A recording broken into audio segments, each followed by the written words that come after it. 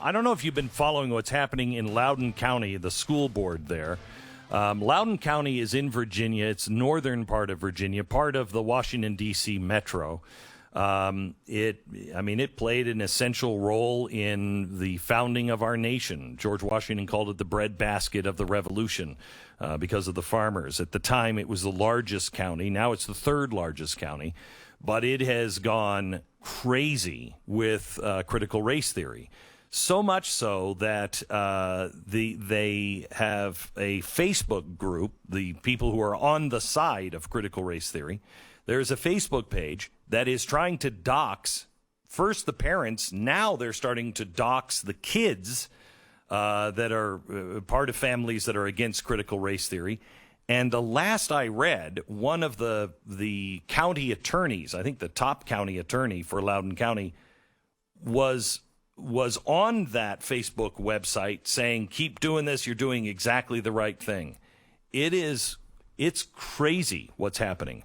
One of the families that are suing the county now is a mom. Patti Hidalgo Menders is on the phone with us now. Patti, welcome to the program. Hi, Glenn. Thank you for having me.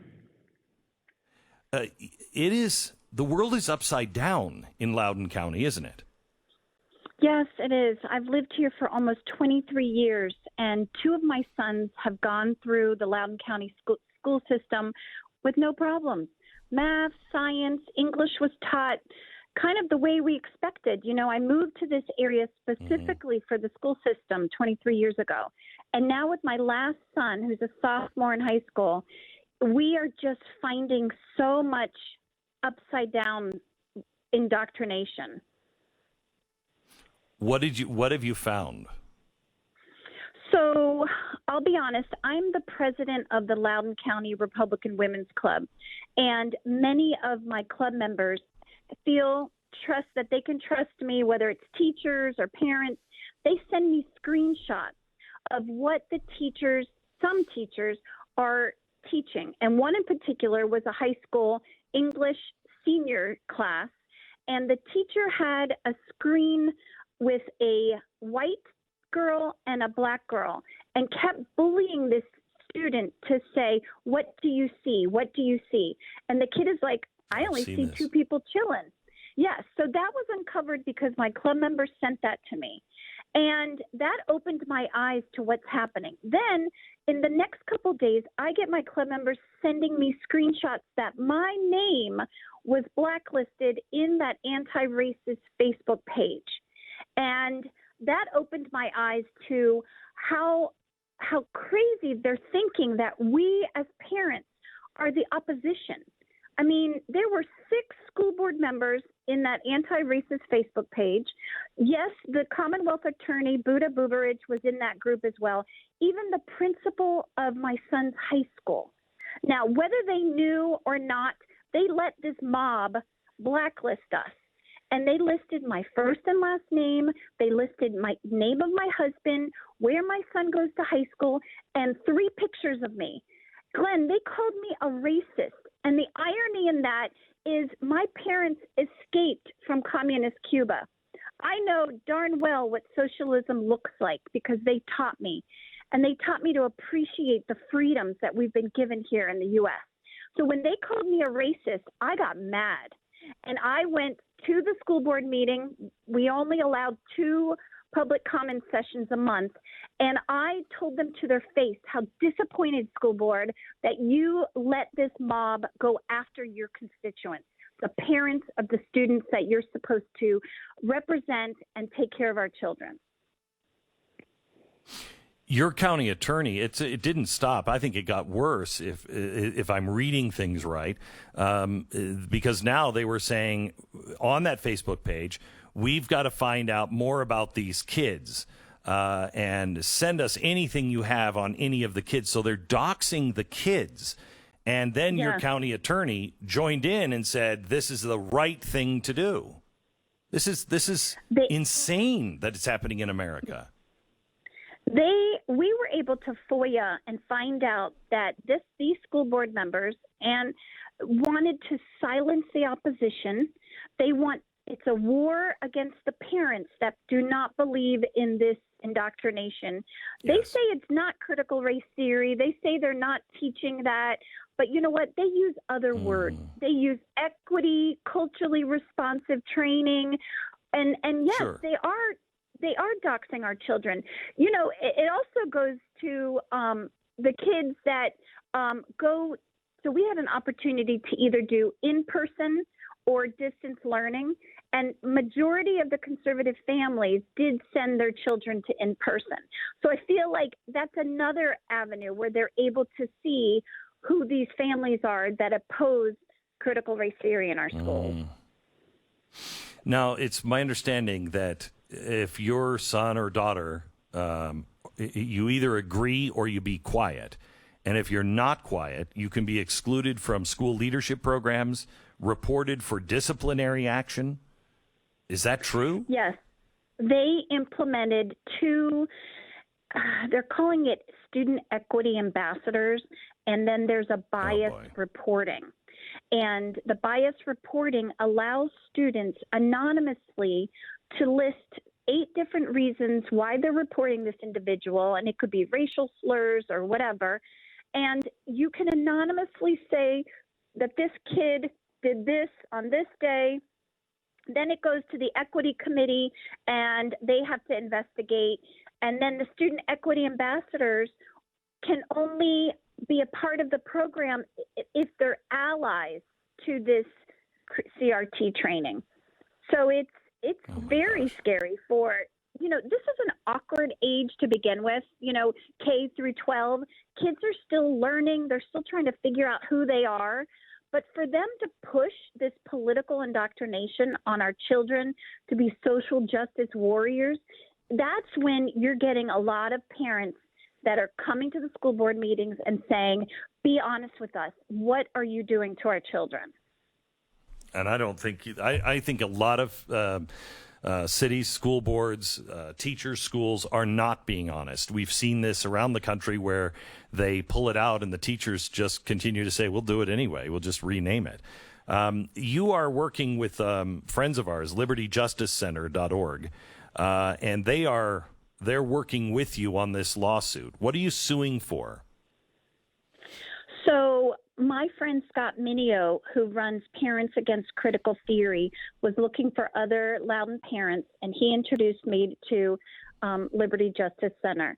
And we are suing them for our children's and our right to freedom of speech based on this Equity Ambassador program and the bias reporting. And Liberty Justice Center thinks it's a pretty good case. I mean, if they take your case, that's a pretty good sign that they think they can win it. What does it mean if you win? That's a good question. I think we could fundamentally end the Equity Ambassador program. They want this lawsuit to restore our free speech and show that it violates it and that it violates equality. They don't use the word equality. They use the word equity. Night and day different. Patti, yes. When you are out and about, do you find people are against you or for you, or do you find a lot of people coming up and whispering, I'm with you, I just keep going? What do you find? There's a lot of whispers. Yeah.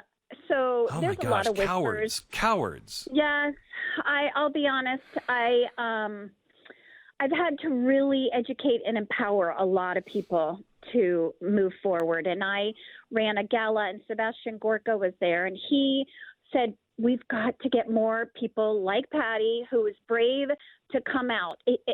We can't do this alone. And since I've been filing this lawsuit, a lot of not anonymous, but strangers have come to me and saying, you're doing a great job. And to be honest, I just need them on board with me. I need them to come to the school board meetings with me. I need them to write letters to the editor. I need them to, write letters to the superintendent to say this is unacceptable. I need more people in the battle with me. I think people are afraid that if you lose, they are going to be outed and they'll be next on the chopping block, which if they don't stand, they will be. I mean, I've said this for years. One, courage is contagious. But two, if you don't fight now, this is the easy part of this fight. It is only going to get harder from here if we don't stand up. If you don't stand up now, you're not going to stand up. You will be ending up on the wrong side. Well, one thing we're doing that a lot of parents and residents are participating is we're recalling 6 of the school board members that were in that anti-racist Facebook page. So we do have recall efforts that are happening, and people are coming out of the woodwork to sign those. As club president, I've got a lot of events, and people are going. My club is actually the largest Republican women's club in the state of Virginia because of all this liberalness in the last 2 years that we've been uncovering. So I think people are slowly coming up. They're tired of this cancel culture. They're tired of this wokeness. It really surprised us, but the school board canceled Dr. Seuss. They didn't want his racist books to be a part of Read Across America program that they had been doing for years. So it's just, we found out that the school board wants a war with the parents, and I just don't understand it, Yeah, I've watched it around the country several times, and many of the teachers and the school boards they do look at your children like it's their right and their children, and that you are a nuisance in all of this. They know what's right. The arrogance is off the charts. Hopefully that will be their undoing. Patti, thank you so much. Is there anything that you need or that the audience can do? I guess contact Liberty Justice Center if they want to get involved. Contact Fight for Schools, which is an organization that's doing the recall. And then Parents Against Critical Theory is a big educational website. So I'm working really closely with those 3 organizations. Thank you so much. Thank you so much. I really appreciate it. And we'll follow the case, Patti, and hope to have you on again. I hope to actually shake your hand one day. I think you're an amazing woman. Thank you so much, Glenn. You're welcome. LibertyJusticeCenter.org. LibertyJusticeCenter.org.